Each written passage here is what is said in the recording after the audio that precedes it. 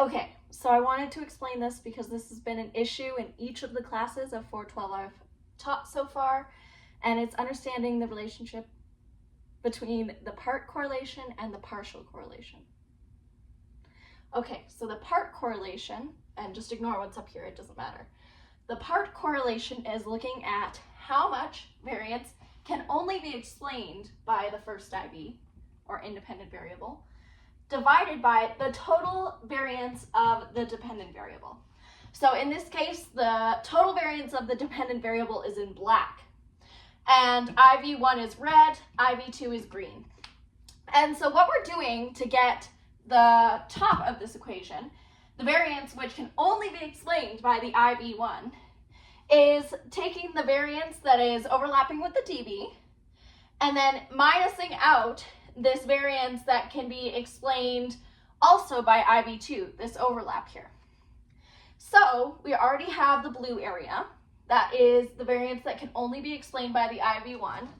And then for the part, we're taking that out, or the denominator here is all this space in here that is the variance explained by the dV. So that is the part correlation because it's taking a part out of the dV. The IV here is just overlapping. That's all the IV number 2 is doing, is it's overlapping with the IV1. Okay, so now we get into the partial correlation, which is probably the one you learned first. Now you can see that the numerator of this equation is still the same. It's the variance that can only be explained by IV1. It has no overlaps. So that blue area is exactly the same.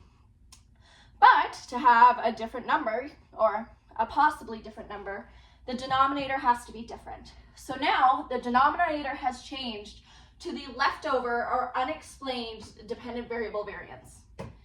And that just means it hasn't been explained by something else. So then in this case, the IV is taking a bite out of both this and the dependent variable, the IV1 and the dependent variable. So now we can just imagine we can delete this circle and we're going to just draw this little chomp that it originally had out of there. So that has already been explained. We're not allowed to explain any more of this. It doesn't really matter for that part. I guess I should use the brush. So now the denominator in this case would be much smaller because that IV was explaining all this area. So now the denominator is this area that is unexplained by the other independent variables. And so in this way, you could see why it would be more useful to use part correlations when you're squaring it, because it's explaining the area of this compared to this. I'm realizing now that I didn't explain this very well, so I'm going to re-explain it now. Basically, it's explaining what the first independent variable can explain in comparison to 100% of the variance of the dependent variable to be explained. So it could be like, oh, it's explaining 14% of the total variance to be explained, all by itself. So it's explaining the percentage of variance explained total. Versus the partial correlation, we usually just keep it as a correlation because it looks like more like a correlation between two variables, because these other variables, if there's only one, there could be multiple, are completely removed from the situation. So that's why we don't square it as often, but you can square it to explain percentage.